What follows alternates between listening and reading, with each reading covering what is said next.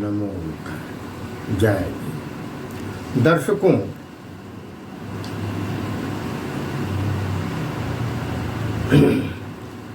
मांसाहार वर्जित, अर्धवर्जित, स्वीकृत या प्रतिबंधित।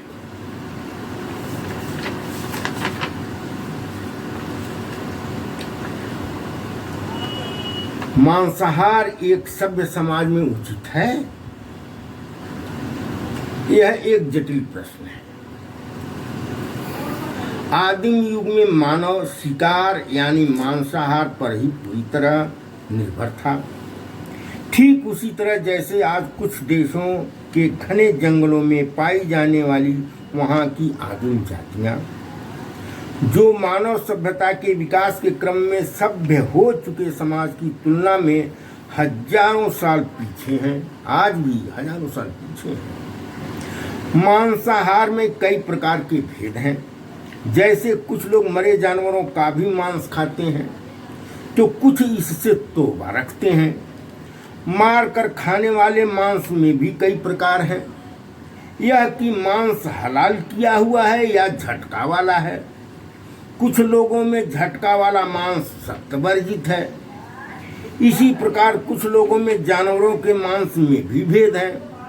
मुसलमानों में सूअर का मांस खाना हराम है, तो हिंदुओं में गाय का मांस खाना पूर्णतः प्रतिबंधित। बंदर का मांस खाना निंदनीय है, तो कुत्ते का मांस खाना घृणित। अपने ही देश में कुछ जगह कुत्ते, सांप खाना और चींटी की चटनी खाने की परंपरा है अपने देश में, तो उत्तर भारत में यह पूर्णतः घृणित है। यानी मांसाहारियों की तथा मांस की भी अनेक प्रजातियां हैं। जैसे सुना जाता है कि चीन में सांप और छिपकली प्यारे व्यंजन हैं, बड़े प्यारे व्यंजन हैं, सांप से और छिपकली से बने हुए व्यंजन। तो भारत में इसे सोचकर ही उल्टी हो जाती है। हमारे एक कबीरपंथी गुरुजी थे, तो उनका कहना था कि मांस चाहे जैसा भी हो, जिस किसी भी जानवर का हो, उसे खाना शैतानी ही खाना कहा जाएगा। वो शैतानी खाना है, राक्षसी खाना है। और अगर बकरे मुर्गे का मांस खाना किसी के लिए जायज है, तो फिर छिपकली और कुत्ते के मांस से परहेज क्यों? ये कबीरपंथी गुरुजी का कहना है। दोनों बराबर हैं, उनके लिए सभी जीवों का मांस समान है। मेरे पास उनकी बात का कोई खंडन नहीं था। अब बात आती है मांसाहार के प्रकार पर। कुछ लोगों के लिए अंडा मांसाहार है, वो मांसाहार की श्रेणी में आता है। तो कुछ लोग लहसुन और प्याज को भी एक प्रकार से मांसाहार की श्रेणी में रखते हैं। लहसुन और प्याज को भी मांसाहार की श्रेणी में रखते हैं। कुछ तो सेख ही बघाड़ते हैं कि हमारे यहाँ तो मांस खाने की बात ही छोड़िए, लहसुन प्याज तक भी नहीं खाया जाता है। मैंने एक बार ऐसे ही एक सज्जन से कह दिया कि हमारे यहाँ तो आलू को भी अंडे की तरह मांसाहार माना जाता है, तो वो नाक भौं सिकुड़ने लगे। आचार्य रजनीश तो दूध को भी खून का परिवर्तित रूप मानते हुए उसे मांसाहार की श्रेणी में रखते हैं। एक बार ओशो के शिष्य ने उनसे पूछा कि आप मांसाहार के विरोधी हैं या समर्थक? उनका कहना था कि मैं न तो विरोधी हूं और न ही समर्थक, क्योंकि शाकाहारी और मांसाहारी दोनों एक दूसरे पर निर्भर हैं। यह बात 1985 की है। ओशो का कहना था कि इस समय पूरी दुनिया की आबादी 6 अरब है।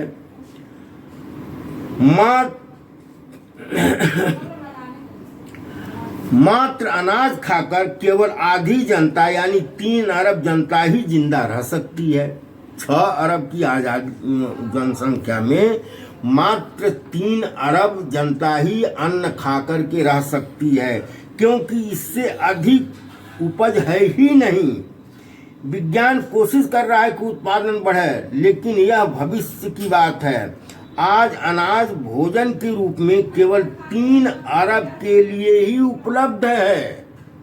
अनाज केवल गेहूं, चावल, ये सब जो चीजें हैं, दाल, जो शाकाहार श्रेणी में आते हैं, वह मात्र केवल 3 अरब लोगों के लिए ही उपलब्ध है। मान लो मांसाहार पर पूर्ण प्रतिबंध लगा दिया जाए तो तुम्हें 3 अरब लोगों को मरने के लिए छोड़ देना होगा। उसके पाप का भागी कौन होगा? और मान लो सबको शाकाहारी होने के लिए बाध्य किया गया तो जो लोग खाने को पूरा अन्न नहीं पाएंगे वे जानवरों का शिकार और फिर मांस खाना शुरू कर देंगे। फिर तो आज शाकाहारी हैं वे भी मांसाहारी होने के लिए बाध्य हो जाएंगे। यानी आज भारत में जो शाकाहारी हैं वे मांसाहारियों की बदौलत हैं। मांसाहारी भी पूर्ण शाकाहारी हो जाएं तो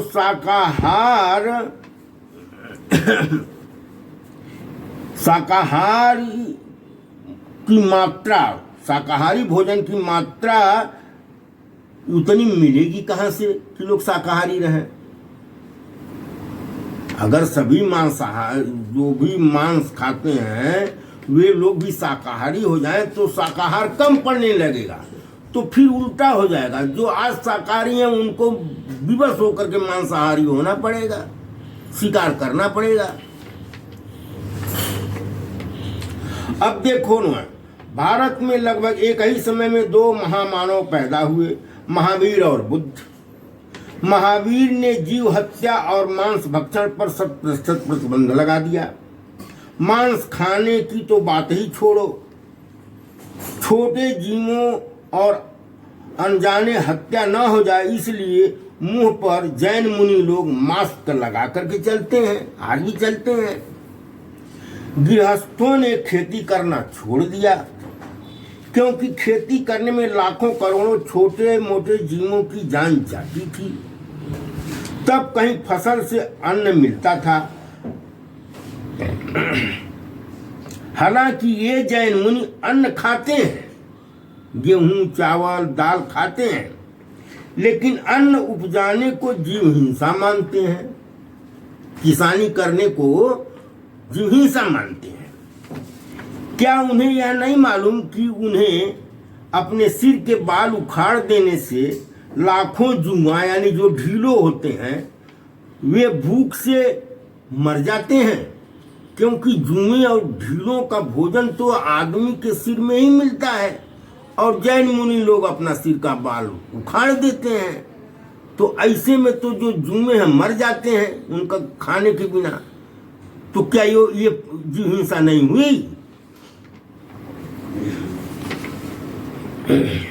जैनी व्यापार करते हैं, अनाज में कंकड़ मिलाकर के बेचते हैं, डालडा में गाय की चर्बी मिलाते हैं। अभी गगन कंपनी में जो एक जैनी की कंपनी है उसमें के डालडा में गाय की चर्बी मिली थी। 1985 की बात है। दूर कहाँ जाएं, 2024 में पिछले साल जगन्नाथपुरी मंदिर में लाखों मन लड्डू में सूअर की चर्बी मिली थी, जबकि इसको बनाने वाले, बेचने वाले, खरीदने वाले सब शाकाहारी हैं और सबको इस सच्चाई का पता है कि इसमें चर्बी मिली हुई है। अब इन पापियों को शाकाहारी माना जा सकता है? अब मानेंगे शाकाहारी? कहने को तो शाकाहारी हैं लेकिन लड्डू में चर्बी मिलाए हुए हैं, डालडा में चर्बी मिलाए हुए हैं, चावल में कंकड़ मिलाए हुए हैं, जहर मिलाए हुए हैं। इनको क्या कहेंगे? इससे अच्छे तो बिना छिपे मांस खाने वाले ही ज्यादा ईमानदार दिखाई पड़ते हैं। महावीर इस छिपे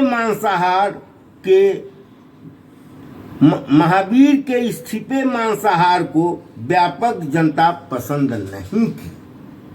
महावीर के द्वारा जो ये कहा गया पूर्ण जो शाकाहारी बनने का, तो इससे पूर्ण शाकाहारी तो नहीं हो पाए। हाँ, छिपे मांसाहारी लोग बने रहे। फलतः जैन धर्म आज भारत में नगण्य है और बाहर के देशों में फैलने की तो बात ही नहीं।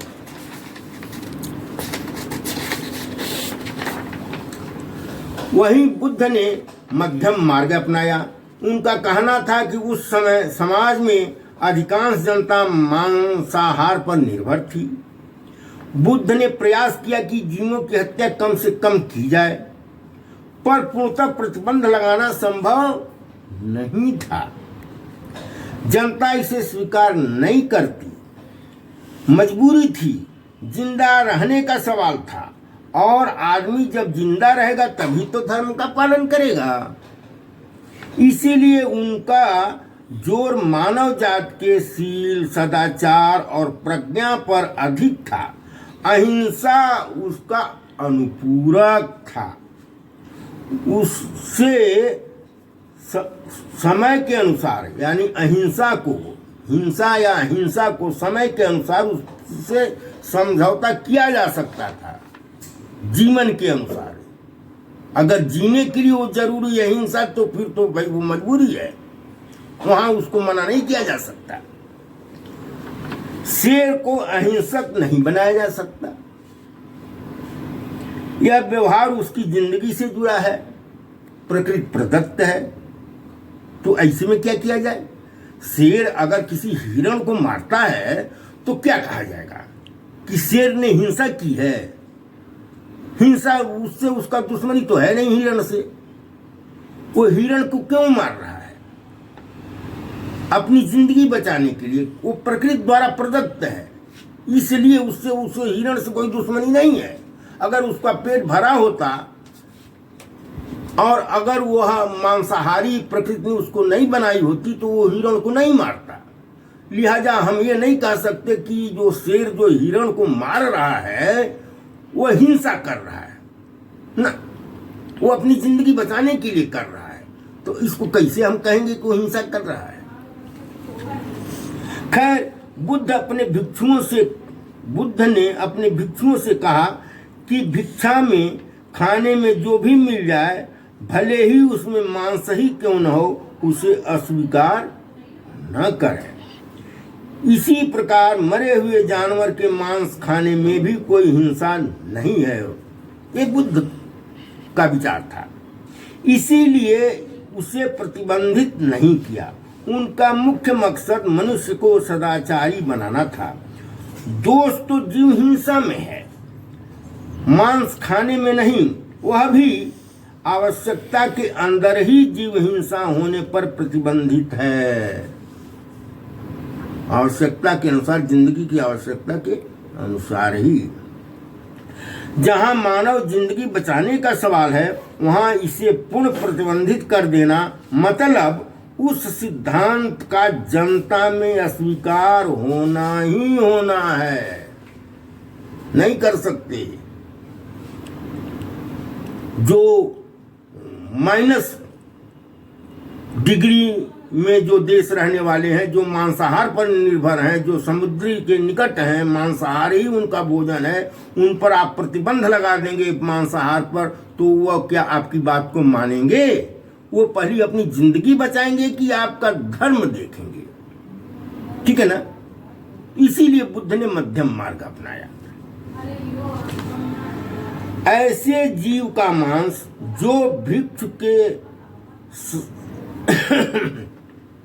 ऐसे जीव का मांस जो भिक्षु के सामने न मारा गया हो,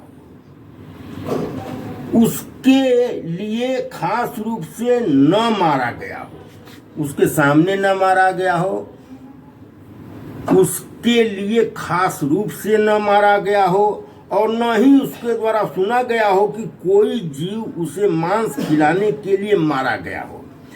तो ऐसे मांस को त्रिकोट पारिशुद्ध मांस कहा जाता है। जो न देखा, जो सामने नहीं था, जिसे देखा नहीं गया, जिसे सुना नहीं गया, तो ऐसे को त्रिकोट पारिशुद्ध मांस कहा गया। और ऐसे मांस को बुद्ध ने कहा प्रतिबंधित नहीं किया। और उसे खाया जा सकता है। अब कुछ ब्राह्मणवादी यहाँ के जो अपने को शाकाहारी कहते हैं, उनका कहना है कि जापान के बाजार में अक्सर लिखा होता है कि यहाँ मरे हुए जानवरों का मांस बिकता है, जबकि सबको पता होता है कि वहाँ जानवर मारा गया है, फिर भी कुछ लोग वहाँ मांस खरीदते हैं और खाते हैं। जहाँ तक न देखने की बात है तो उनका कहना है कि यदि कोई मांस खाएगा ही नहीं तो विक्रेता जीव मारेगा ही क्यों, इसलिए खाने वाले पर पाप का अंश तो पड़ता ही है। बात तो सही है कि अगर कोई खाएगा ही नहीं बकरा तो जो चिकवा है वो बकरा मारेगा ही क्यों। अब इन लोगों का कहना है कि आप खाते हैं इसीलिए तो मारता है। बात तो सही है।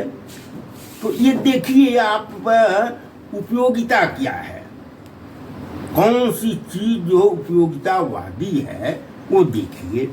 जैसा कि मैंने पहले ही कहा कि शाकाहार और मांसाहार में अंतर निकालना मुश्किल है, दोनों एक दूसरे पर आधारित है, इसलिए कोई भी व्यक्ति पूर्णतः शाकाहारी होने का दावा नहीं कर सकता। यह दुनिया ऐसी बनी है जहां पूर्णतः शाकाहारी होना नामुमकिन है। अब बताइए कौन जैन मुनि नहीं जानता कि धान, गेहूं, दाल के फल के उत्पादन में लाखों करोड़ों जीव मारे जाते हैं। सभी जैन मुनि जानते हैं कि जो वो चावल खा रहा है, जो वो दाल खा रहा है, जो वो गेहूं खा रहा है, जो वो फल खा रहा है, उसके उत्पादन में लाखों करोड़ों जीव मारे गए हैं, कीटनाशक दवाइयां छिड़की गई हैं, लेकिन खाते हैं, चावल खाते हैं। तो क्या वे गेहूं चावल खाना छोड़ देते हैं? नहीं ना भाई, उनको मालूम है ना कि हम गेहूं चावल खा रहे हैं, इसीलिए जो है गेहूं, जो किसान गेहूं उपजाता है, तो जो किसान अन्न उपजाता है वो क्या केवल अपने लिए उपजाता है? नहीं ना, वो बेचने के लिए नहीं देता है। वो लाखों जीवों को मार करके अन्न उपजाता है और बाजार में बेचता है, और उसी अन्न को जैन मुनि लोग खाते हैं। वे जानते हैं कि जो हम अन्न खा रहे हैं वो उसमें लाखों जीव मारे गए हैं। तो क्या वे अन्न खाना छोड़ देते हैं कि हम अन्न छोड़ दें और किसान न उपजावे?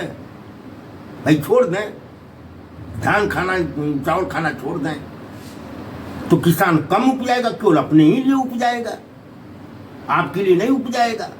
लेकिन आप खाते हैं तो उपजाता है वो, और आप खरीदते हैं और खाते हैं और जानते हैं कि इसमें लाखों जीव मारे गए हैं, और फिर भी अपने को शाकाहारी बने रहते हैं। ये दोगुना चरित्र कैसे चलेगा? फिर तो जैन मुनि को ऐसे अनाज नहीं खाना चाहिए।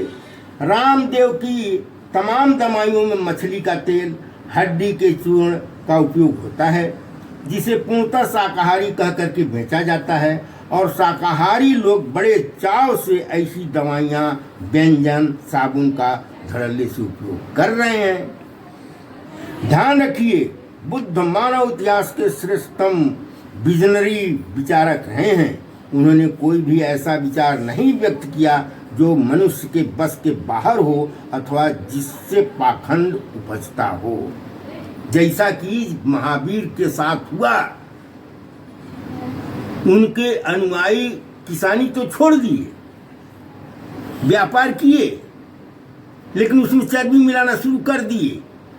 किसानी छोड़े, लेकिन गेहूं खाना नहीं छोड़े, चावल खाना नहीं छोड़े। वो छोड़ दिए उन पर, किसानों पर, कि वो किसान जो है ये कर रहा है, वो मार है जीव। अरे भाई, वो उपजा रहा है तो जीव मर रहे हैं, तो आपको बेच तो आपको रहा है। आप जानते हैं ना कि जो आप चावल खा रहे हैं, जो गेहूं खा रहे हैं, जो फल खा रहे हैं, उसको, उसके उत्पादन में लाखों करोड़ों जीव मारे गए हैं, तो क्यों खा रहे हैं? छोड़िए, तो उत्पादन उतना नहीं करेगा, वो खाली अपने लिए करेगा। वो आपके लिए क्यों उतनी जीवों की हत्या क्यों कर रहा है? आप ही के लिए कर रहा है।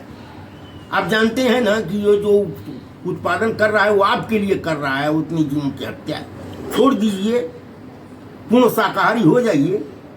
पूर्ण शाकाहारी होना इतना आसान नहीं है, ये दुनिया ऐसी बनी हुई है। बुद्ध अहिंसक हैं पर अविवेकी नहीं। वे व्यवहारिकता जानते हैं कि व्यवहारिक कौन है। उनका धर्म केवल अहिंसा तक सीमित नहीं है। जो लोग कह रहे हैं कि बुद्ध अहिंसा परमो धर्म, तो क्या बुद्ध का दर्शन केवल यहीं तक सीमित है? अहिंसा परमो धर्म है? अरे तमाम जो है शाकाहारी जो अयोध्या के संत हैं, चिमटाधारी, वो तो सबसे बड़े हिंसक हैं। बात बात में चिमटा उठा लेते हैं, बहुत बड़े क्रोधी हैं। परशुराम को आप जानते ही हैं, आपके काव्यों में है। और असली में रहे नहीं रहे, लेकिन न जाने 21 बार क्षत्रियों को मार डाले हैं। दुर्वासा ऋषि बड़े बहुत क्रोधी थे, शाकाहारी थे ना।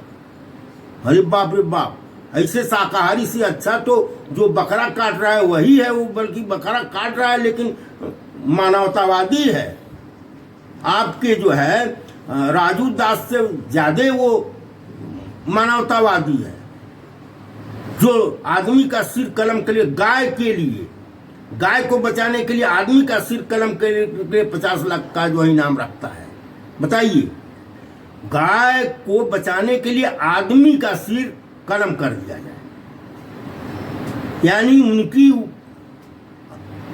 विचार में एक गाय की कीमत, गाय की जान की कीमत आदमी से ज्यादा है। गाय उनकी माता है, कहते हैं वो दूध देती है, तो भैंस नहीं दूध देती है। 100 में 75 लोग तो भैंस का ही दूध चाहते हैं कि भैंस का दूध चाहिए, लेकिन भैंस को माता नहीं कहते हैं। और उनके सामने ही भैंस का झुंड कटने के लिए जाती है, नहीं रोकते हैं। ये दोगलापन कैसे चलेगा? भैंस नहीं दूध देती है, भैंस तो गाय से अच्छा दूध देती है, ज्यादा दूध देती है, अच्छा ज्यादा घी रहता है, फिर भी वो भैंस को माता नहीं कहते हैं। और भैंस को कटते हुए देखते हैं, उस पर नहीं एतराज करते हैं। और गाय के ऊपर जो है तमाम आदमियों का कत्ल कर देते हैं, है ना इसी बात। ये दोगलापन कैसे चलेगा हिंदुत्व के नाम पर? ये अहिंसक कैसे हुए जो गाय के जान के लिए आदमी को मार देते हैं, और गायें सड़क पर जो है खाने बिना मर रही हैं।